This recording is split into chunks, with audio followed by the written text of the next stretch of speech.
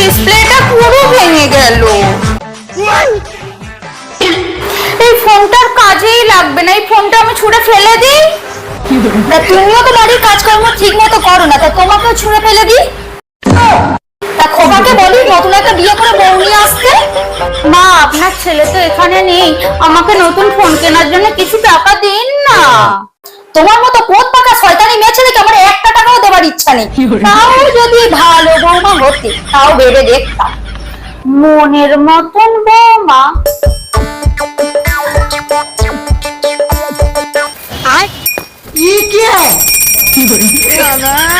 আরে বৌমা, ঠাকুর পুজো না করে তুমি আমার গলায় মালা দিয়ে আমাকে পুজো করছো কেন?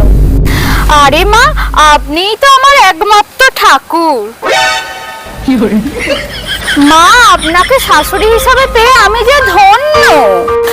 আপনার দয়াতেই তো এই নিঃশ্বাসটুকু নিয়ে আমি বেঁচে আছি।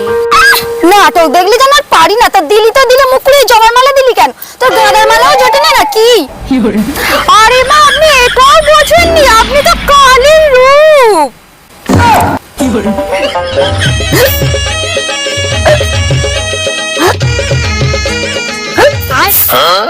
ওই দেখো কাণ্ড। আরে বৌমা, এতই যখন হেঁচকি উঠছে তা একটু জল খাও না।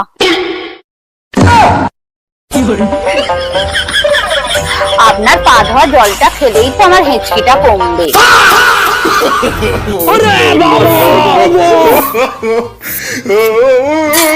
সত্যি তো আমার হেঁচকিটা বন্ধ হয়ে গেছে। সত্যি আপনি আমার ভগবান। কি মা, এবার তাহলে মনের মতন বৌমা হতে পেরেছি তো?